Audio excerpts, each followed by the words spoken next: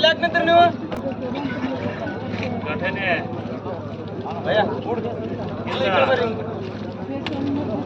ಪರಶುರಾಮವರಾದ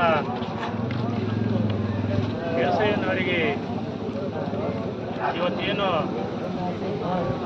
ಕಿರುಕುಳ ಕೊಟ್ಟು ಸುಮಾರು ದುಡ್ಡನ್ನು ತೆಗೆದುಕೊಂಡು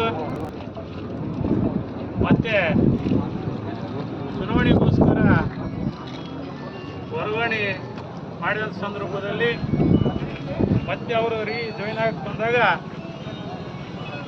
7 ತಿಂಗಳೊಳಗೆ ಏನು ದುಡ್ಡು ಕುಡಿತು ಅಂತ ಹೇಳಿ ಮತ್ತೆ 20 ಲಕ್ಷ 30 ಲಕ್ಷ ಕೊಡ್ರಿ ಅಂತ ಇವರೊಬ್ಬರೇ ಅಧಿಕಾರಿಗಳಿಗೆ ಕಿರುಕುಳವನ್ನು ಕೊಟ್ಟು ಬಡ ಒಂದು ಕುಟುಂಬ